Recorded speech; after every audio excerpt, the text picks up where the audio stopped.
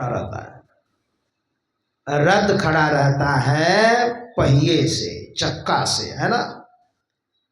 अब जिस रथ से विजय होती है, मतलब इस रथ से विजय नहीं होती है। मान लो ये जो रावण जो सामने में है, ये रावण, अरे इस रावण को क्या बार बार हम जलाते हैं नवरात्रा में। हमारे महात्मा कह रहे थे ना, नवरात्रा में रावण का पुतला जलाते हैं, मेघनाद का पुतला जलाते हैं। ये पुतला जलाने से क्या होगा, और अधिक मात्रा में आपके अंदर क्रूरता पैदा होगी, है ना, मारपीट की भावना होगी जलाने से।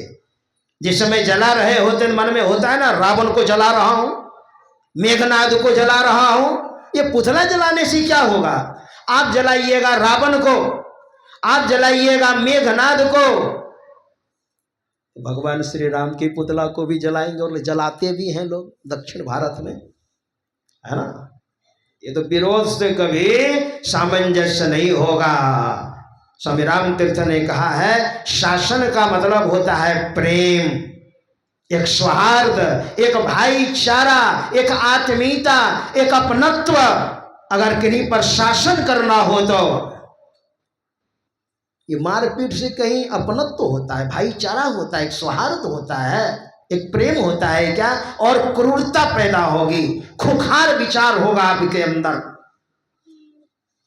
वही तो कह रहे हैं, संत कह रहे हैं, हमारे भगवान श्री राम कह रहे हैं, अरे जिस रथ के बारे में तुम कहते हो ना, सुनो, वो आध्यात्मिक रथ के बारे में सुनो, जिससे रावण को हम बस में कर लेंगे। सौरज, हमारे गुरु महाराज ने कहा, जब आप भजन कीजिएगा तो उसमें वीर बनना पड़ेगा, वीर। कायर से और डरपोक आदमी भजन नहीं कर सकता है। मन के साथ युद्ध करना कोई मामूली बात नहीं है। गुरु पद धर कर ध्यान से सूरो, और दृष्टि अड़ा दो सुख मन में।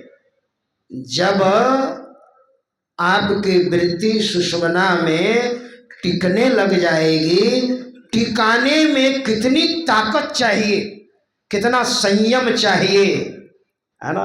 वो तो साधक को ही पता चलता है, बहुत घायल होते हैं। जब कोई योद्धा जब लड़ते हैं ना, तो बहुत घायल होते हैं, अस्त्र शस्त्र का प्रहार होता है उस पर, और सब सहन वो योद्धा करते हैं, अंततो गत्वा विजय होती है।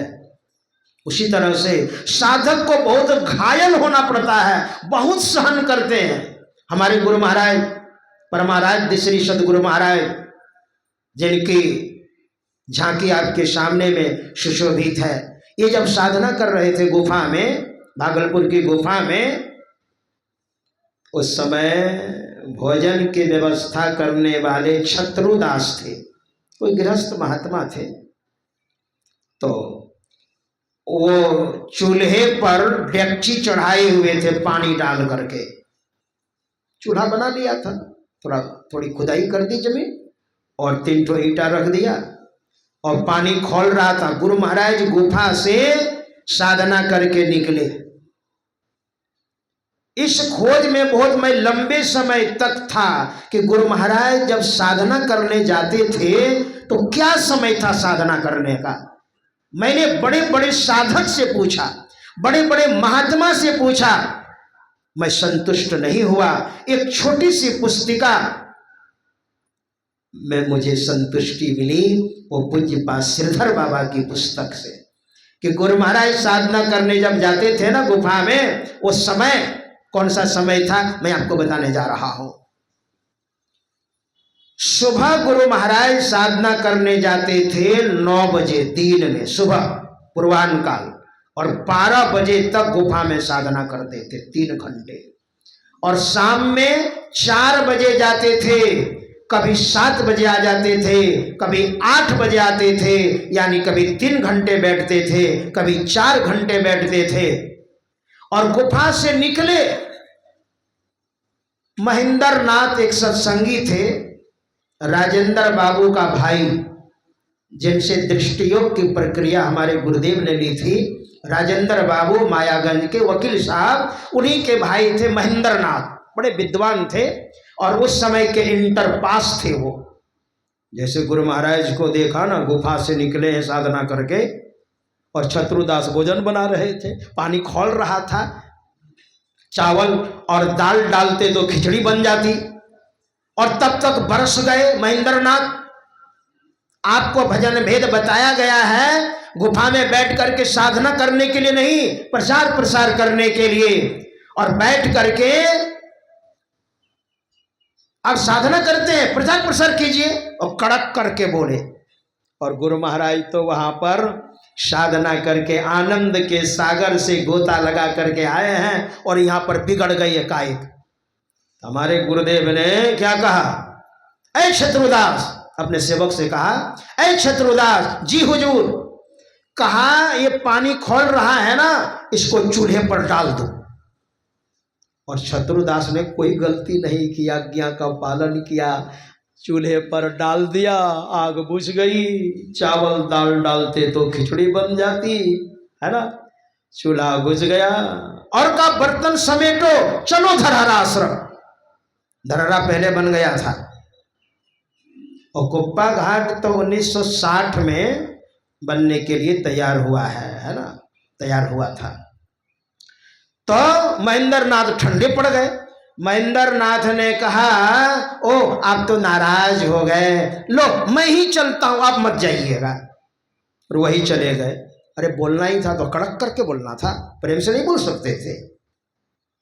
जानते हैं हमारे गुरुदेव ने कितना नॉर्मल होकर के विनम्रता पूर्वक क्या कहा, नहीं नहीं, आप मेरे दृष्टियोग बताने वाले गुरु के भाई हैं, तो आपकी आज्ञा तो माननी पड़ेगी ना, इसलिए हम धर्रा चलेंगे। नहीं आप रही, मैं ही चलता हूं। मेरे कहने का अभिप्राय कितना सहन किए। गुरु महाराज भी तो बिगड़ सकते थे, साफ भी दे सकते थे क्या, लेकिन नहीं, शक्ति निकल जाएगी साफ देंगे तो।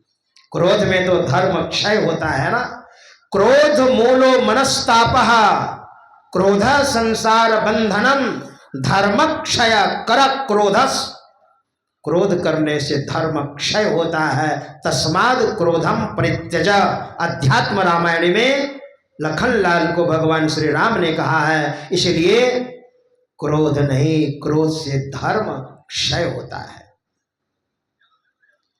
देखिए बहुत कठिनाई है, तो यही भगवान श्री राम कह रहे हैं। और अभी तो और सुनना है प्रवचन, है ना, इसलिए मेरा समय पूरा होता है। 5:15 तक मुझे कहा था कहने के लिए, इसलिए मैं बार बार घड़ी देख रहा था। समय मेरा पूरा होता है। एक बार जय जयकार कर दीजिए। श्री सद्गुरु की जय।